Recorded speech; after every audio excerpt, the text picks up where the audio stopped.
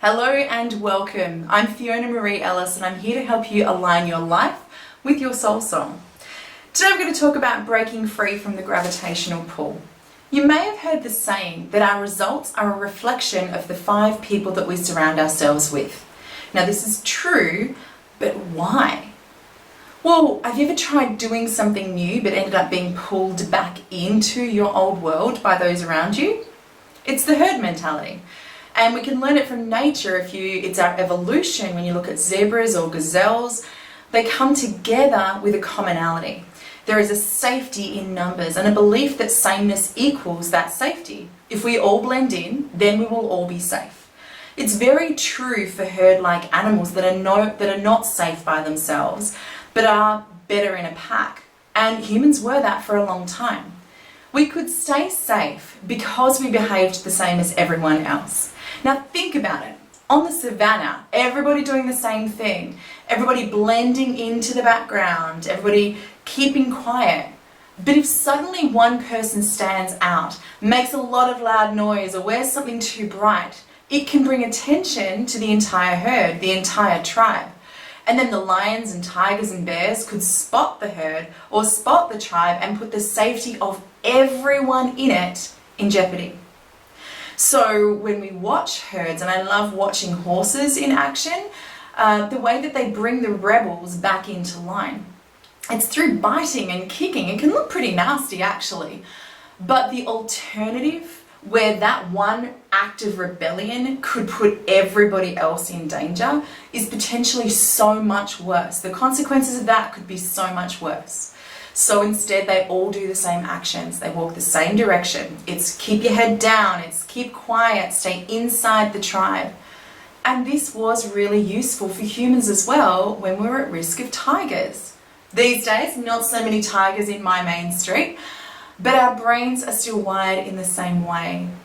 So I'm calling it breaking free of the gravitational pull, because there is another attitude in the self-help industry that says reject the status quo and don't care what people think and stand for something, even if it means standing alone. There's a real call for independence and get out there and forge your own path, create it for yourself. And look, in many cases that can be really good and useful, but in a lot more and for a lot more people it's quite impractical, because we are simply not designed that way. We're simply not wired that way. Now maybe if you were brought up as a tiger, maybe it does work for you. Maybe you are physically strong or mentally strong, you've got a lot of grit and perhaps that dog-eat-dog mentality and energy in you. Sure, go stand alone. Go fight for what you believe in, because you've got the strength to be safe by yourself. And that is wonderful, albeit often learned because your pack perhaps wasn't there for you. And then perhaps there wasn't safety in numbers. And even lions and bears and lone wolves, they do come together when they're at their most vulnerable, maybe for hunting or for hibernating through winter. But for those of us who are brought up a bit like me, brought up in relatively safe environment, and for many people in the Western world, we were. We don't need to stand out. We don't need to fight or stand out for what we believe in. We can live a perfectly satisfactory, fine life being average. There's nothing dangerous about it. There's nothing really wrong with it. It's accepted. It's encouraged in most places. It's not really living. It's surviving though. And it's fine. And that's the problem. The good life is the enemy of the great life. Now, in my experience and the experience of a lot of my clients, living a broken, toxic, dangerous environment can often be easier to leave by yourself, because it's leave or die. However, for those of us with a supportive environment, or perhaps just a strong gravitational pull, it's important to respect that gravitational pull and the gravitational laws of our universe, so that we can use those to our advantage. So we can stop being held back by that old force and instead use these laws to start helping us to move forward and gather even more momentum. So there's two main laws of gravity to be respected. And this is completely basic level science here, so bear with me. But number one, the object with the greatest mass has the greatest gravitational pull. So the greater the mass, the stronger we will be pulled towards it. And on Earth, we're designed to be at this height, standing in this way, walking in this way, in this gravitational environment. However, when we go to the moon or Mars, it's very different. The gravitational mass of the moon is different, the weight, the mass, the environment is different, the structure of the air and the resistance against that gravity is different. And so our weight seems to be different as well. We can jump or float because of the change of environment. Most often in nature, we find as well that the object that has been established the longest often has a greater critical mass. So in our context, perhaps maybe this is family or society structures, school friends, even a gang, culture or religion. And where this law gets misunderstood is that it's not the greatest size, it's not the number of people in that tribe, it's the greatest mass that has the strongest pull. So there can be objects in space that are massive and yet get sucked into a black hole. They can be thrown off course by something much smaller because even though it is smaller in size, the mass is so dense that the gravitational pull is stronger. And this is relevant to us, especially when we think about making a change in our life. Or perhaps we're starting a new business venture, for example. Maybe you're wanting to be more healthy and your family aren't, or financially wealthy and your old tribe weren't. Maybe it's quitting alcohol or smoking or sugar. If you've ever tried that, you'll know this feeling. Changing a relationship.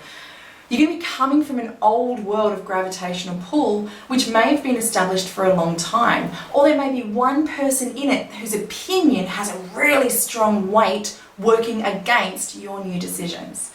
Now, it doesn't mean your new way can't become equally as strong or stronger very quickly, but it does mean that leaving the trajectory of the old gravitational pull will require a lot of energy.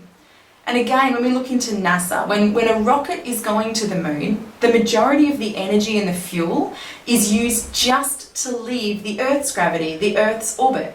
They have booster rockets and bits that burn just for takeoff and then are discarded once they break free of that pull, because once they're in space, there is very little resistance and there's very little energy required except to change direction and maneuver them. So once they leave Earth orbit, they then utilize the gravitational pull of where they're going, whether it's the moon or Mars, and the new planet actually sucks them in. But to leave Earth requires so much energy. It's actually the most expensive part of getting into space as well. And we have to remember that for ourselves as well. So if you're wanting to do something brand new, perhaps it's something you've never done before, and especially if it's something your tribe is unfamiliar with, if it's completely different to what you've always known and the way you've always done things, then your tribe has got a different version of safety. Whatever you used to do is safe.